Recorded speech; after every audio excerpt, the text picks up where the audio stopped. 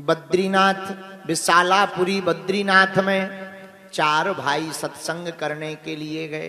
कौन? सनत, सनंदन, सनातन, सनत कुमार।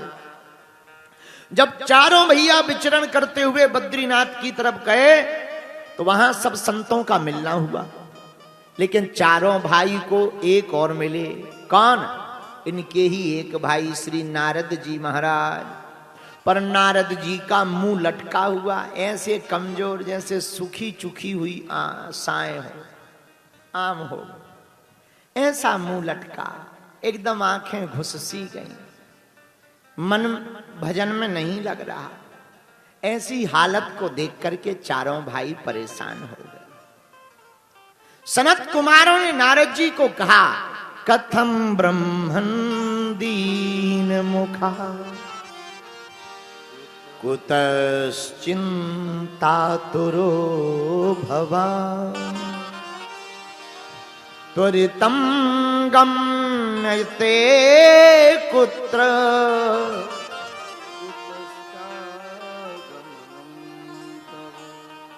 नारद जी, ये तुम्हारा मुंह क्यों लटका है?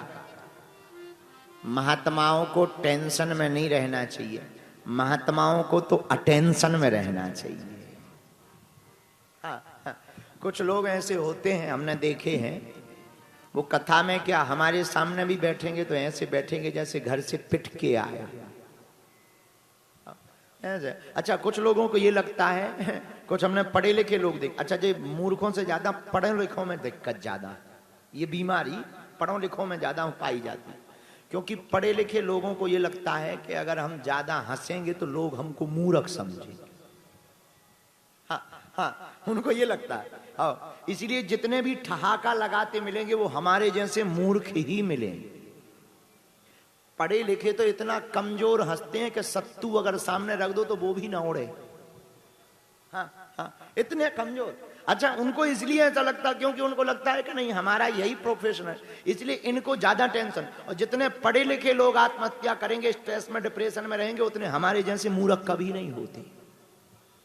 जितनी गोलियां पढ़े लिखे खाते, मूर्ख कभी नहीं खाते। क्यों? क्योंकि पढ़े लिखों को सब बुद्धि से सोचकर जीना पड़ता है, हमारे जैसे मूर्खों को दिल से सोचकर चलना पड़ता है। पढ़े लिखे दिमाग से चलते, हमारे जैसे मूर्ख लोग तो दिल से चलते हैं। अच्छा, बुरा ना मानना, पढ़े लिखे लोग हमने देखे, यहां भी कुछ लोग बैठे हैं, आप लोगों को नहीं बोल रहे हम, कितनी भी बड़ी बात कह दे, ये ताली भी बजाएंगे।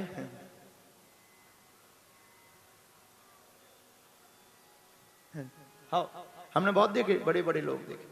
अच्छा, ये हंसेंगे भी तो।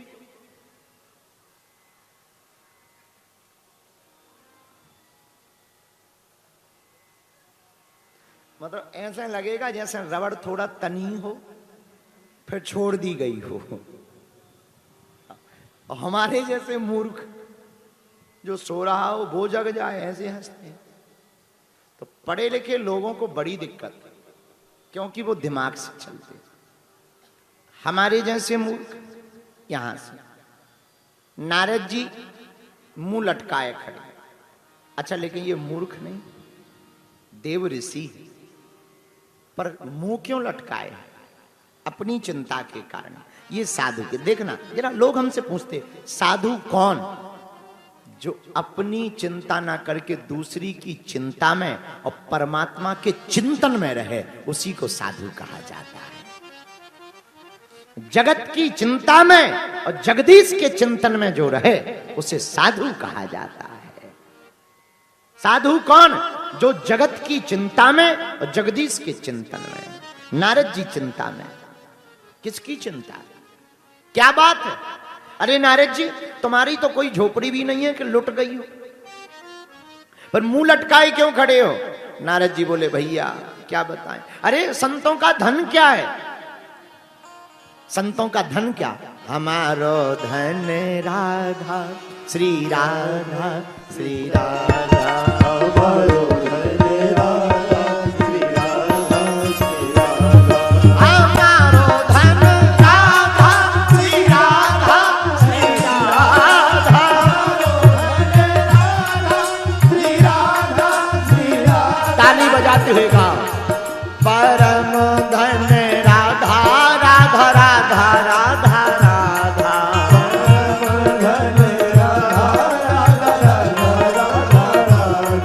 बरसाने वाली राधा राधा राधा राधा राधा,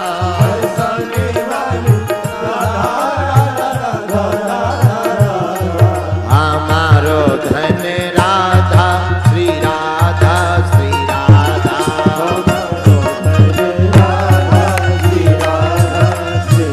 दोनों हाथ उठा करके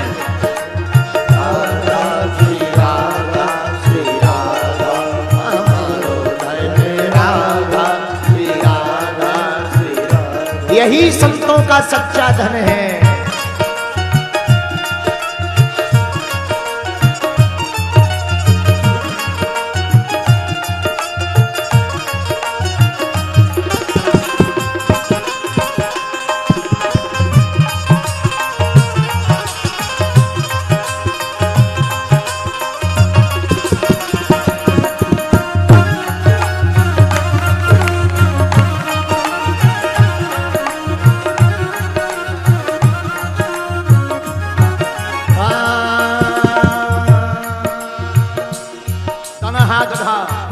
बरसाने वाली राधा राधा राधा राधा राधा, बरसाने वाली राधा राधा राधा राधा राधा, मोहन की प्यारी राधा राधा राधा राधा राधा, मोहन की प्यारी राधा राधा राधा राधा राधा, हम सबकी प्यारी राधा श्री राधा श्री राधा,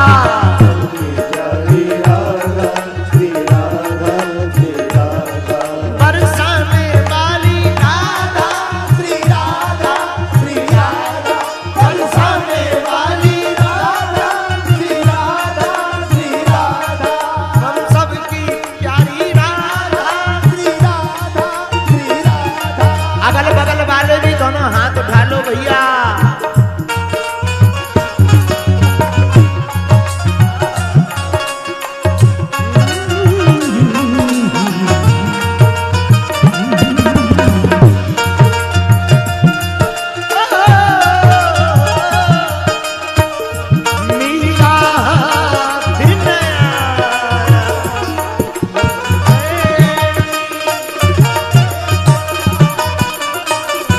एक प्रेमी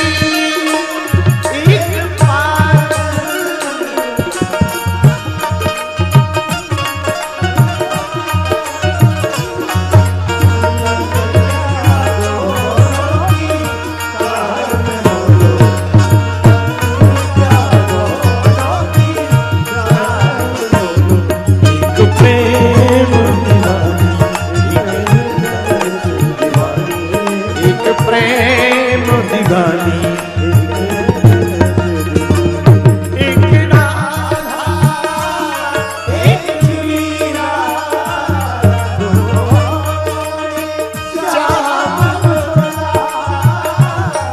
अंतर क्या दोनों की जाहिद बोलो, अंतर क्या दोनों की जाहिद बोलो, एक प्रेम दीवानी,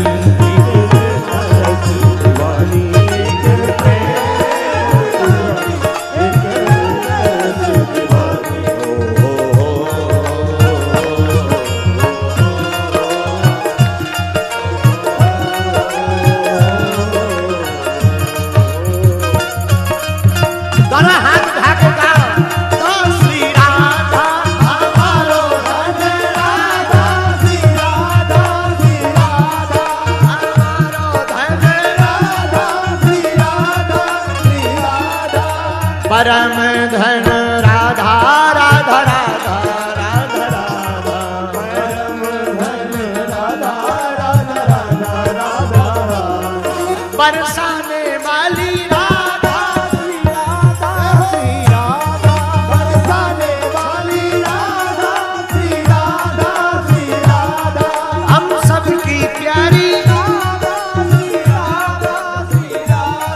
हम सबकी प्यारी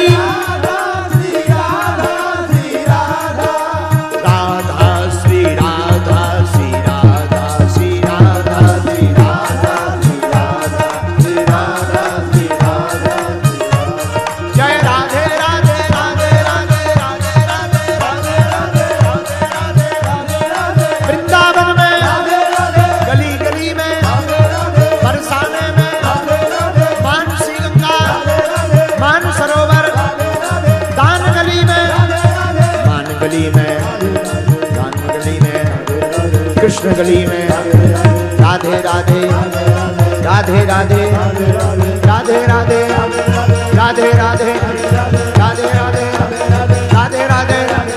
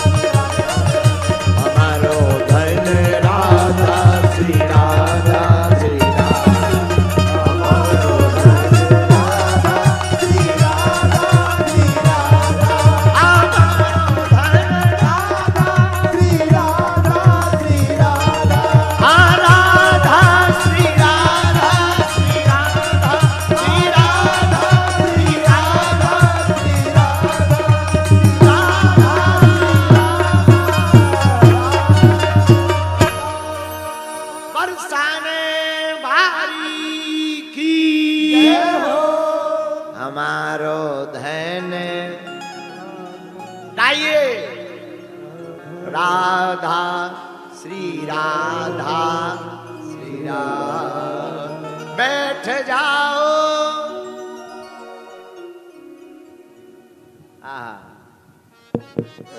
नारद जी महाराज क्यों मुंह लटकाए हो? संतों का परम धन तो राधा नाम है। बोलो जय श्री राधे। भगवान का नाम ही परम धन है। नारद जी बोले भैया हम अपने चक्कर में मुंह नहीं लटकाएं। फिर बोले हम इस लोक में, मृत्यु लोक में आए थे सत्संग करने। अच्छा कितनी बड़ी बात है।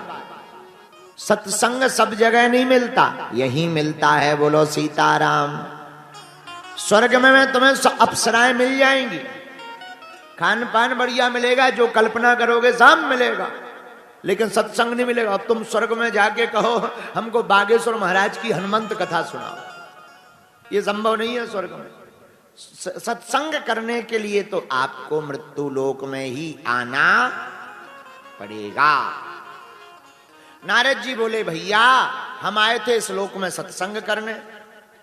पुष्करम चा प्रयागम चा काशीम गोदावरीम तथा हरि क्षेत्रम कुरुक्षेत्रम श्रीरंगम सेतु बंधनम। नारद जी बोले हम सब तीर्थ में गए, पुष्कर, प्रयाग, काशी, राम सेतु जहां पर है, रामेश्वरम, श्रीरंगम, श्रीरंगम सेतु बंधनम एवं आदेशु तीर्थेषु भ्रममाणे तस्ततः। सब तीर्थों में गए पर कहीं पर भी सत्संग प्राप्त नहीं हुआ। तो चारों भाई बोले क्यों?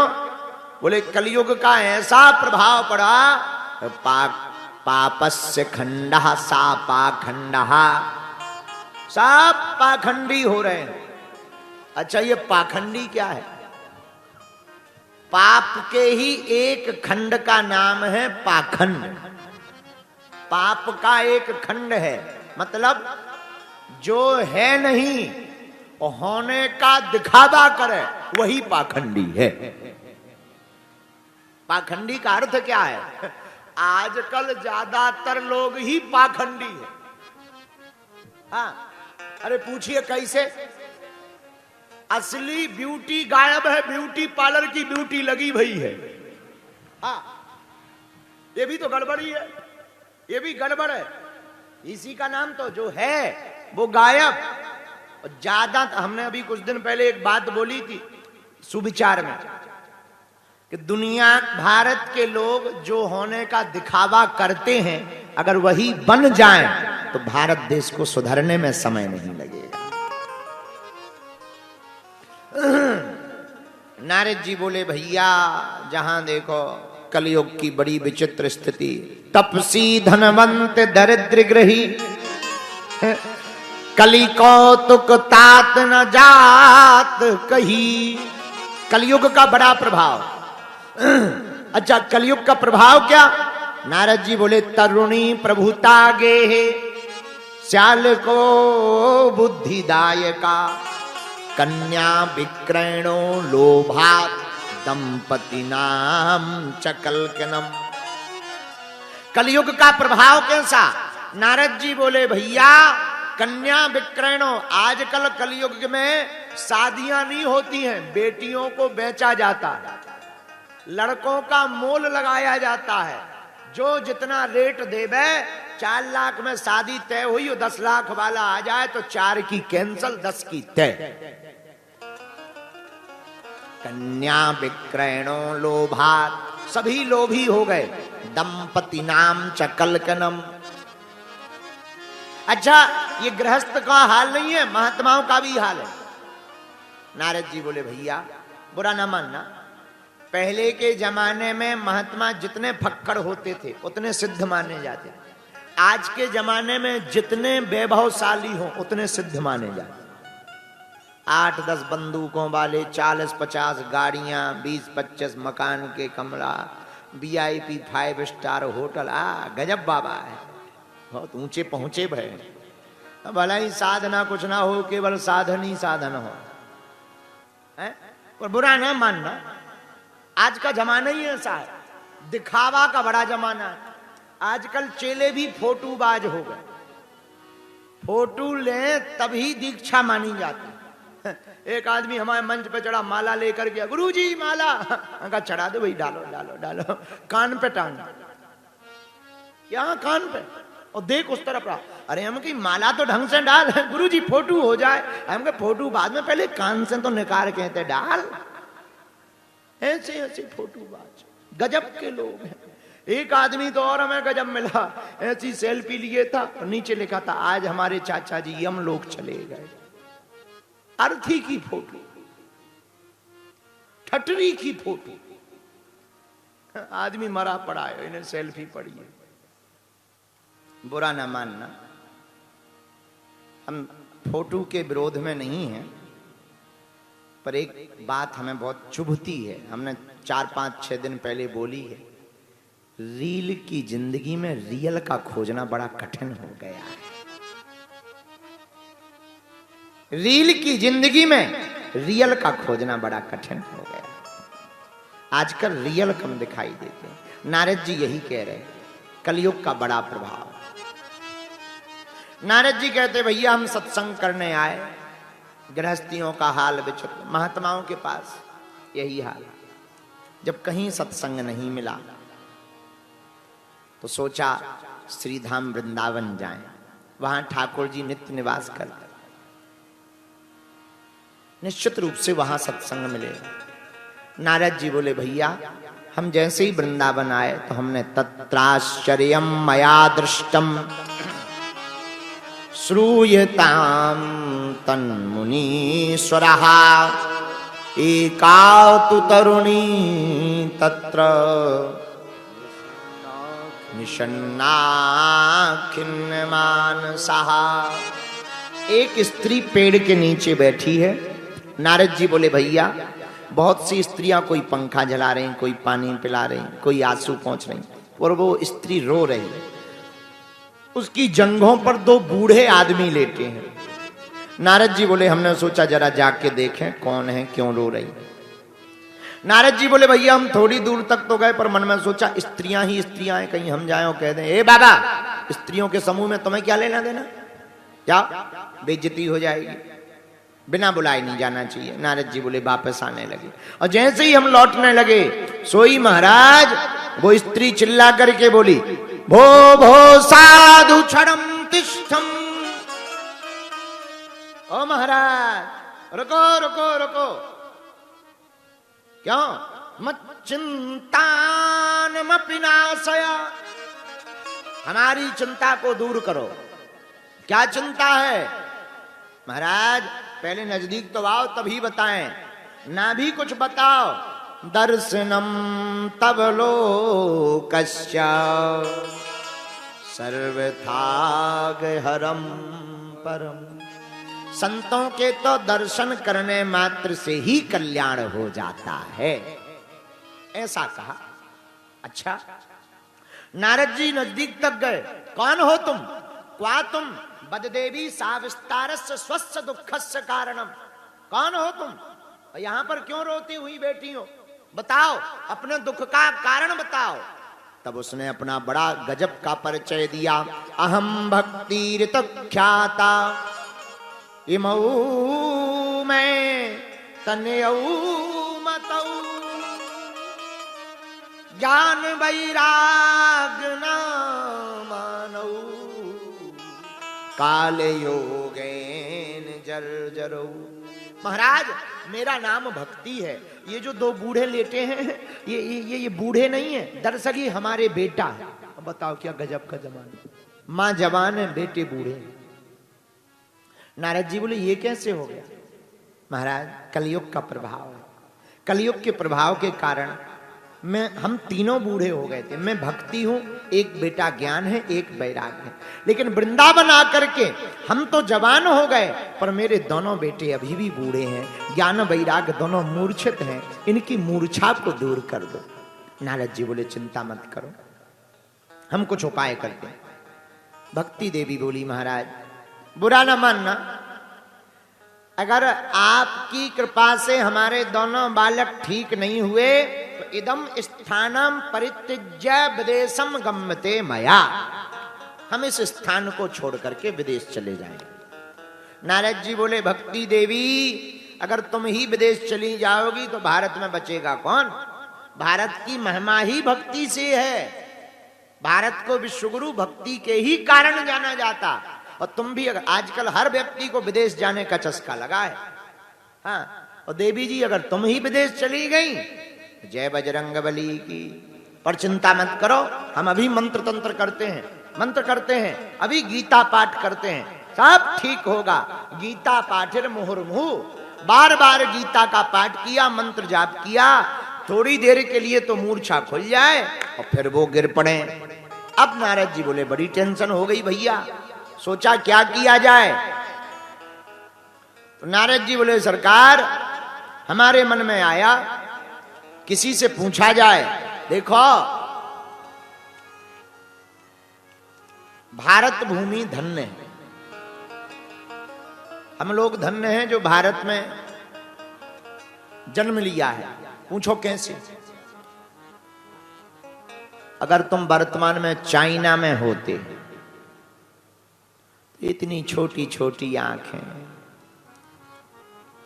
बाल गुड़ियाने हुए, मास्क लगाए हुए, ऐसे लगते जैसे चाइना के लोग। तो हम एक बार कोरोना लॉकडाउन में हमने देखा, टीवी में एक बार चैनल धोखे से चाइना का लग गया, तो ऐसे लगे जैसे ब्रह्मा जी ने फोटो कॉपी पे फोटो कॉपी कर दी हो।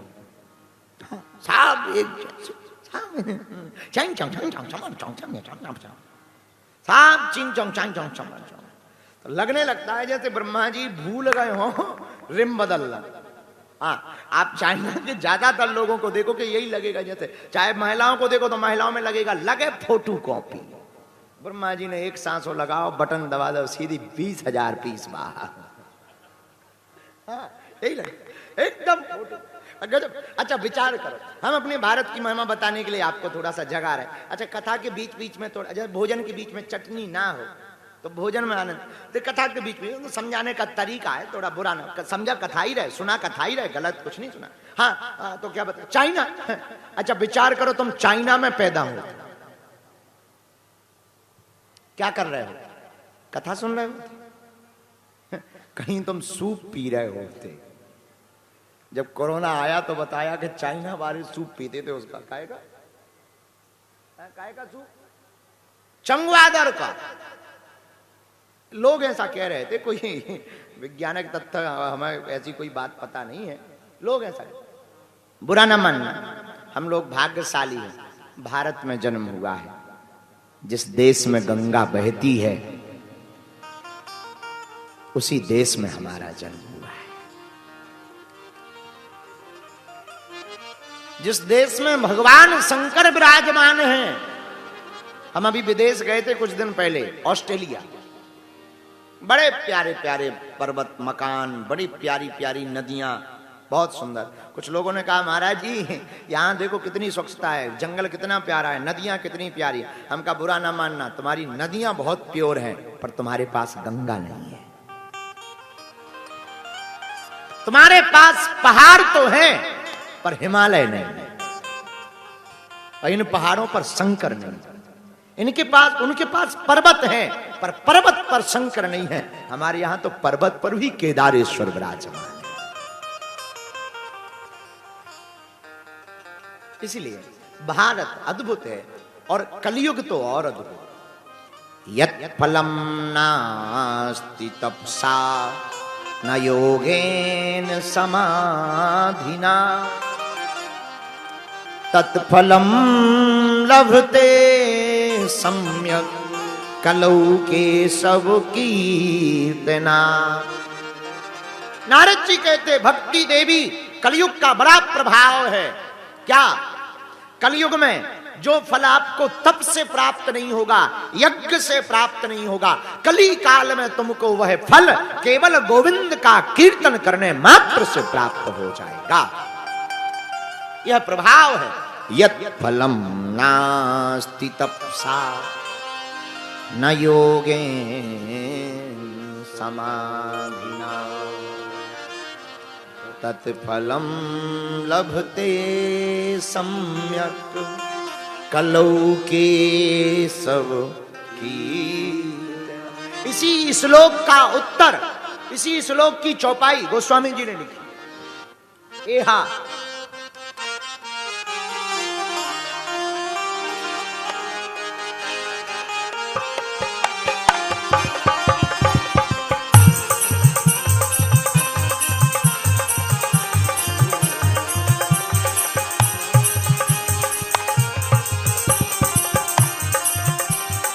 गोस्वामी तुलसीदास जी ने रामायण में लिखा, एहा कलयुग केवल हरि गुण गावहि नर पावहि भव भार। एहा कलयुग केवल हरि गुण गावहि नर पावहि भव भार। कलयुग केवल हरि गुण गावहि नर पावहि भव भार। एहा कलयुग केवल नाम आधारा सुमर सुमर नर उतरहि पारा। एहा कलयुग केवल नाम आधारा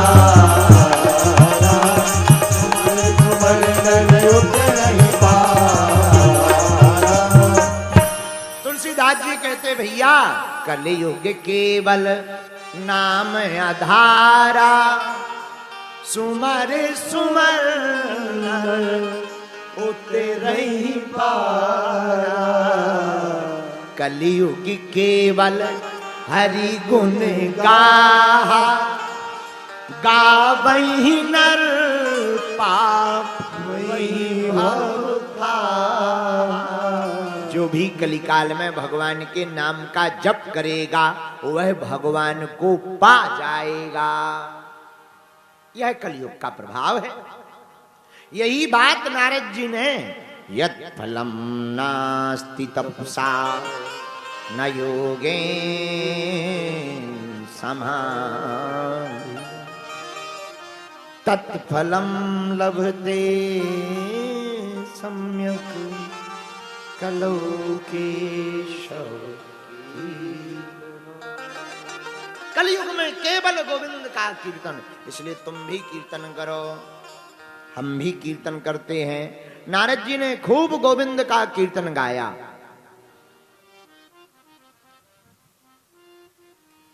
श्री कृष्ण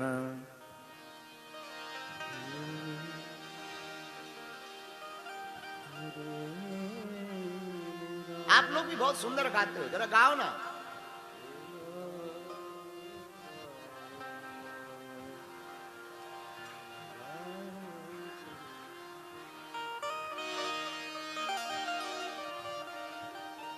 मूल तर्ज पर।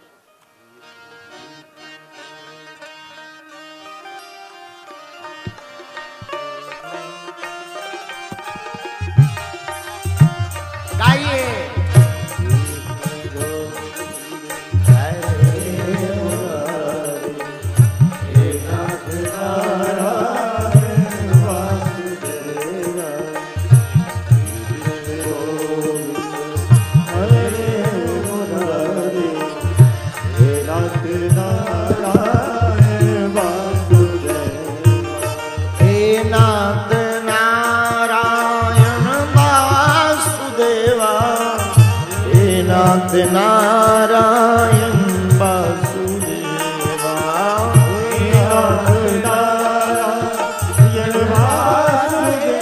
गाइए सब गाइए।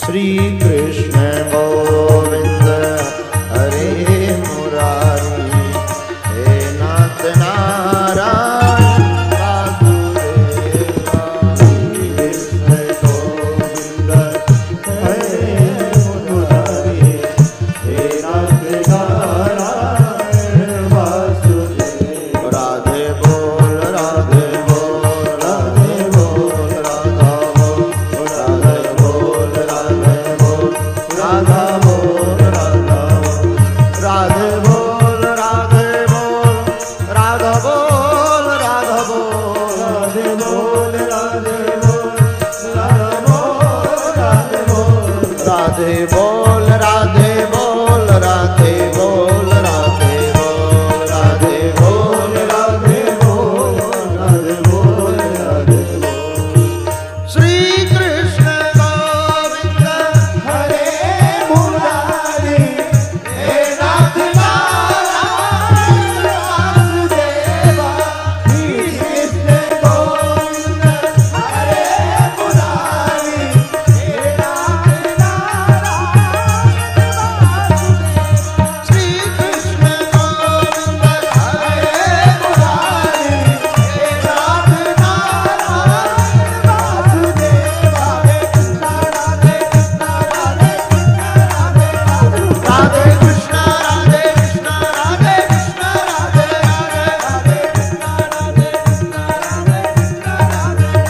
राधे कृष्णा राधे कृष्णा राधे कृष्णा राधे राधे राधे कृष्णा राधे कृष्णा राधे कृष्णा राधे राधे राधे कृष्णा राधे कृष्णा राधे कृष्णा राधे राधे राधे कृष्णा राधे कृष्णा राधे कृष्णा। दोनों हाथ उठाए राधे कृष्णा राधे कृष्णा राधे कृष्णा राधे राधे राधे कृष्णा राधे राधे राधे कृष्णा राधे राधे। हाँ, श्री कृष्ण गोविंद हरे मुरारी, हे नाथ नारायण वासुदेवा, श्री कृष्ण गोविंद हरे मुरारी, हे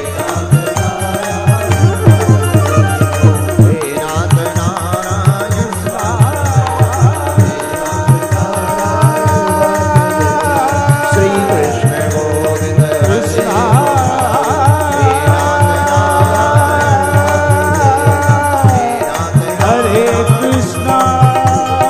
हे नाथ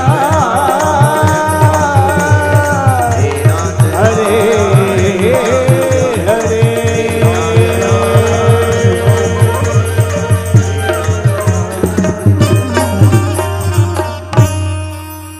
श्री कृष्ण गोविंद हरे मुरारी, हे नाथ नारायण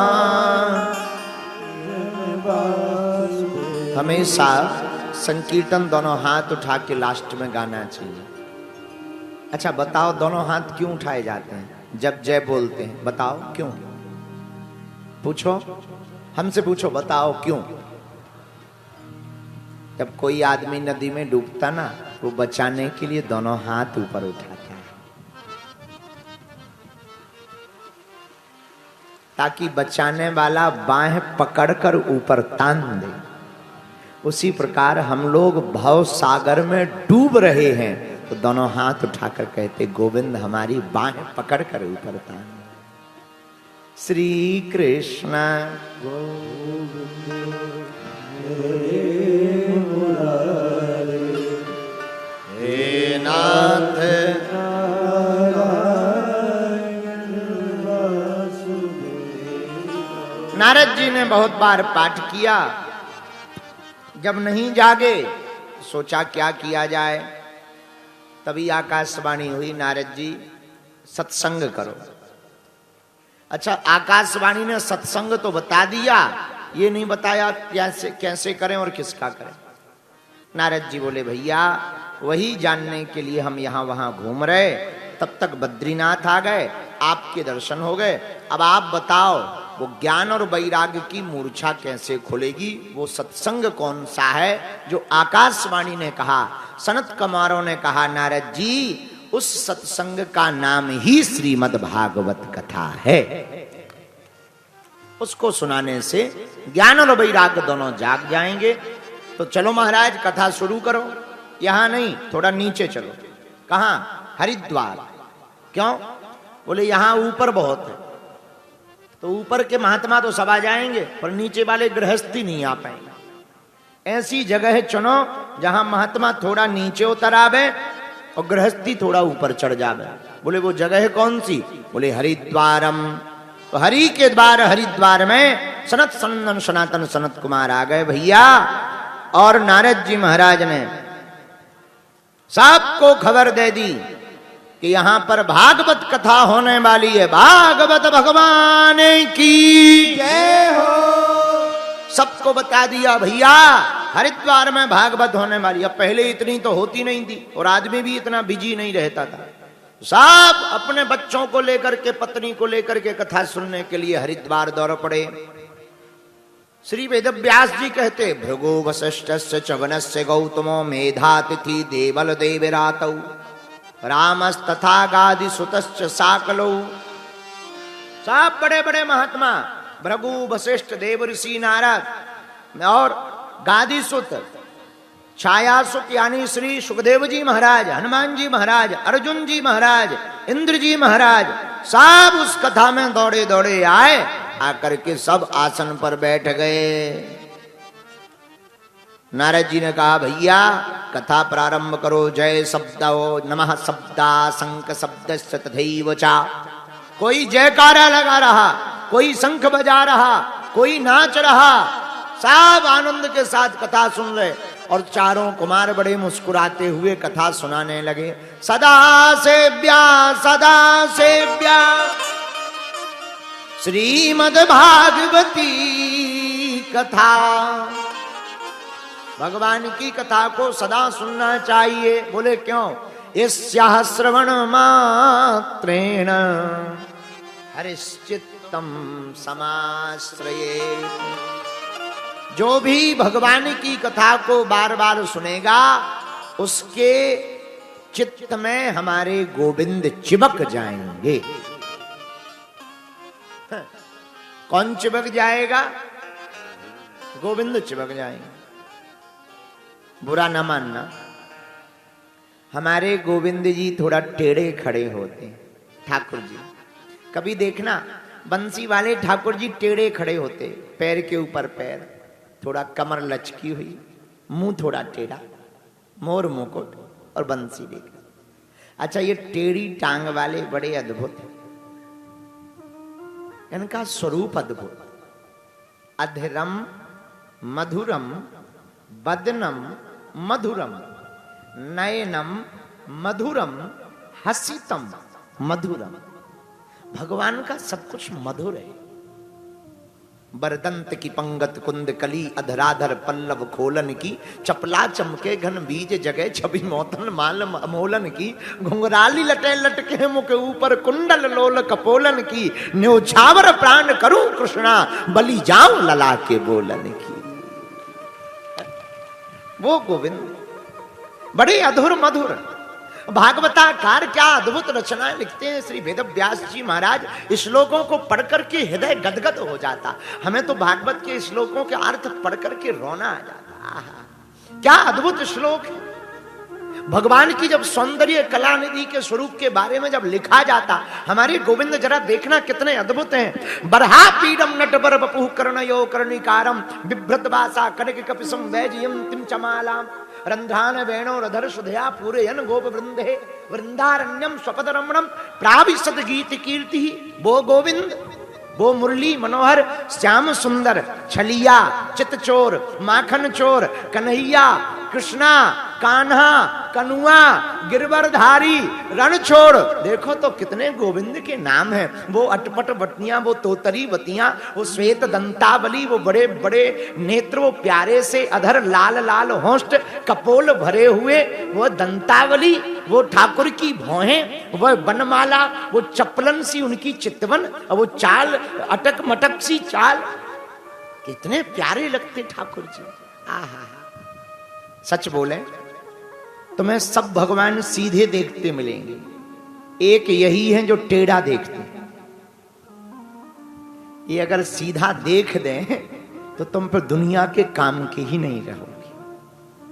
कभी बांके बिहारी जाना, वृंदावन, वहां तुम देखोगे हर एक एक मिनट के अंदर में पर्दा लगाया जाता है। पता है क्यों पर्दा लगाया जाता? दो कारण है। एक कारण तो ये कि ज्यादा देर तक कोई एक टक देख ले तो फिर दुनिया वालों का बचता ही नहीं है, उन्हीं का हो जाता। और दूसरा कारण ये है, एक टक बांके बिहारी को देखने के दो कारण। पहला कारण, या तो जो भक्त उनको देखता है तो उनका ही हो जाता, वहीं पर रम जाता। और दूसरा कारण ये है कि कहीं बांके बिहारी भक्त पे रीझ जाते तो पीछे पीछे चल देते हैं। गोसाई जी को लगता है कि कहीं अगर ये किसी को, कोई भक्त इनको भाग गया, कहीं पीछे चले गए तो वृंदावन कौन आएगा। वो बार बार पर्दा लगा देते हैं। इनकी तो नैनों में ही जादू है,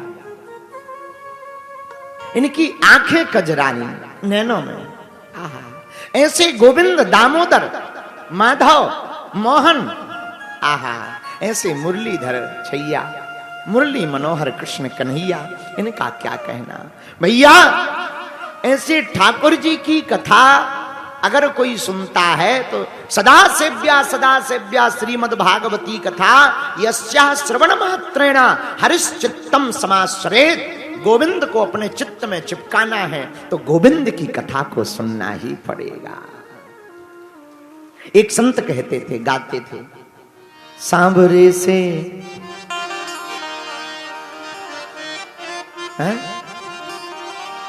सत्संग ही बहाना,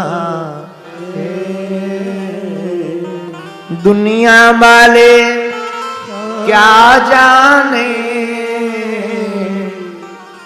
ये दुनिया वाले क्या जाने, मेरा रिश्ता पुराना। सांवरे से मिलने का सत्संग ही बहाना है, सत्संग ही बहाना है। भगवान से, ठाकुर जी से। अच्छा, बहुत से लोग हमसे पूछते हैं क्यों कथा सुननी चाहिए। प्रेम हमेशा कानों से प्रवेश करता है। किसी के बारे में जब सुनेंगे तो देखने का जी करेगा, दिल करेगा। कानों से प्रेम आंखों में बसता, और जब किसी को देखने का दिल करेगा और धोखे से ध्यान में वो आ गए और जैसा सुना था उससे थोड़े बेहतर दिख गए, आहा, तो फिर उसी के गीत गाने का जी करेगा। प्रेम कानों से प्रवेश करता, आंखों में बसता, आंखों से वह जिह्वा पर आता, और जिसका जिह्वा से गुणगान गाया जाता वो फिर दिल में बस जाता है। इसीलिए तो सदा सेव्या श्रीमद् भागवती कथा, सदा भगवान की कथा को सुनो। क्यों? न जाने कौन सा अक्षर शब्द चोट कर जाए और चित्त में हमारे गोविंद चिपक जाएं, माधव चिपक जाएं। हम तो कई बार सोचने लगते हैं वृंदावन का वो किनारा, आहा, यमुना जी की वो कलकल किन्नोद करती हुई धारा, वो गोवर्धन की तलहटी, वो कदम्ब का वृक्ष, वो राधे राधे का कीर्तन, वो श्यामा श्याम के भाव, वो संतों के दर्शन, विरक्तों के दर्शन, अक्खड़ फक्कड़ महात्माओं के दर्शन। कहीं रूखी सूखी खारे, लताओं पताओं से भक्त चिपके चिपके रो रहे, कभी वृक्षों से चिपक कर रो रहे। अरे ऐसे ऐसे ब्रज के भक्त ब्रज की रज को शरीर में मल रहे, कभी यमुना जी में डुबकी लगा रहे, कभी बांसुरी को लेकर के स्वयं कृष्ण बनकर डोल रहे, कभी परिक्रमा में जाना कोई दंडवती कर रहा, कोई उठक बैठक कर रहा, कोई राधा राधा राधा चिल्ला रहा। पूज्य श्री ब्रज के बरसाने के परम निधि संत पूज्य श्री विनोद बाबा जैसे महात्मा, जिनकी आंखें हमेशा सजल रहती, उनसे जब भी हम मिलने जाते वृंदावन में बरसाने में रहते हैं, पूज्य श्री विनोद बाबा, आहा क्या अद्भुत मूर्ति है। हम जब भी जाते हैं वो हमको जब भी मिलते हैं हाथ में माला, राधा राधा राधा राधा राधा राधा, और कोई बात ही नहीं। बीच में ही अगर कुछ पूछो, बाबा आज्ञा है, राधा राधा है, प्रसाद पालो, राधा राधा राधा राधा राधा, कुछ बोलना भी है तो जप नहीं छोड़ रहे, राधा राधा राधा राधा राधा।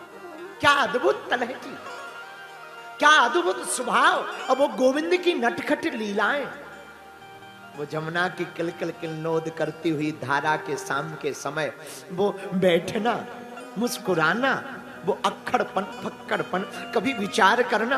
गोविंद जब रहे होंगे, लोग कहते हैं जरा विचार करना मीरा के बारे में, मीरा का प्रेम कितना अद्भुत था।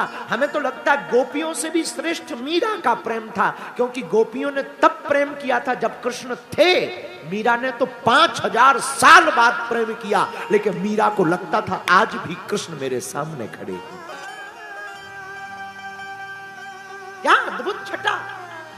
और कभी विचार करना मेरे पागलों, ब्रज के बारे में कभी विचार करना, भागवत पर तुम कभी विचार करना, कभी एक बार उस भाव में जी करके देखना कि कदम्ब के वृक्ष के नीचे नीले नीले प्यारे प्यारे श्याम सुंदर खड़े हो, पैर के ऊपर पैर रखे हो, जरा सिर झुका हुआ हो, मोर मुकुट पहन रखा हो, हाथ में बांसुरी, लाल लाल अधरों हो श्वेत दंतावली हो, बड़ी बड़ी कजरारी अखियां हो, गाल कपोल फूले हुए हो, कंठ भरा हुआ हो, और गले में बनमाला पहने, पीतांबर पहने हुए, कामर डाले हुए, लचक मचक सो ठाकुर, प्यारी प्यारी चितवंशी चितवनिया पर मधुर मधुर मुस्कुराहट के साथ कलकल किल्लोद करती हुई यमुना के किनारे पर खड़े होकर जब बांसुरी की बेणु की फूंक लगाता है, तान मारते हैं, तब ऐसा लगता है मानो तीनों लोग स्तब्ध रह गया हो।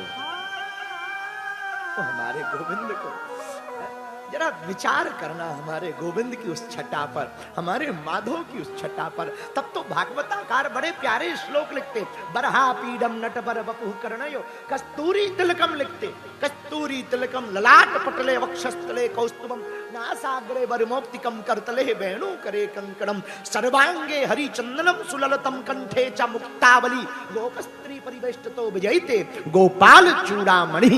ऐसे गोविंद, ऐसे माधव, ऐसे दामोदर, मेरे पागलों, मेरे प्रियजनों, उन्हीं की ये प्रिय कथा श्रीमद् भागवत है, जहां एक एक अक्षर में हमारे श्याम समाये। इसलिए तो सदा सेव्या श्रीमद् भागवती कथा यस्याः श्रवण मात्रेण हरिश्चित्तम समाश्रयेत्। भगवान चित्त में चिपक जाएंगे, लेकिन कब चिपके? जब उनके गुणानुवादों का अनुसरण करेंगे। और जैसे ही चारों सनत सनंदन सनातन सनत कुमारों ने कथा शुरू की, एक आश्चर्य चमत्कृत घटना हुई। भक्ति सुतौ तौ, भक्ति सुतौ तौ तरुणौ गृहीत्वा प्रेमे के रूपा सहसा विरासी, प्रेम के रूपा श्री कृष्ण गोविंद हरे मुरारी नाथेति नामा मुहुर्वदन्ति नाथेति नामानि मुहुर्वदन्ति। तुरंत चारों कुमारों ने कथा सुनाई, समूह के मध्य में ही देखते देखते जो ज्ञान और वैराग उठ नहीं पाते थे, आंखें नहीं खोल पाते थे, अरे होश में ही नहीं थे, बेहोश पड़े थे। भैया भागवत का ऐसा चमत्कार प्रकट हुआ कि दोनों कुमार खड़े नहीं हुए, बूढ़ेपन से युवान हो गए और नृत्य करते हुए भक्ति देवी के साथ प्रकट हो गए। भागवत के मध्य में भक्ति देवी ने हाथ पकड़े, नारद जी को मुस्कुराते हुए देख करके कहा, भगवान आपकी कृपा से मेरे दोनों बालक खड़े हो गए, लेकिन आपने सबको स्थान दिया, किसी कोई कहीं बैठा है, कोई कहीं बैठा, कोई कहीं बैठा, कोई कहीं, मैं भक्ति देवी कहां बैठूं? जगह ही नहीं बची। जैसे यहां कोई जगह नहीं है तो लोग खड़े हैं, कुछ छतों पर खड़े हैं। अब कोई आ जाए, महाराज हमें बैठना है, तो थोड़ी सी यहां तो है, पर नारद जी की जब कथा सनत कुमारों की हो रही थी तब तो कहीं जगह नहीं थी। तब नारद जी ने मुस्कुराते हुए कहा, देवी तुम्हें बैठने की एक जगह हम बताते हैं। बोले क्या? बोले जो जो कथा में आज के बाद बैठे उनके दिल में जाकर के बैठ जाना, हृदय में निवास करो, जाकर तुम हृदय में निवास करो। मुस्कुरा गई भक्ति देवी, और जैसे ही मुस्कुराई सकल भुवन मध्य भगवान नाम कीर्तन प्रारंभ हो गया।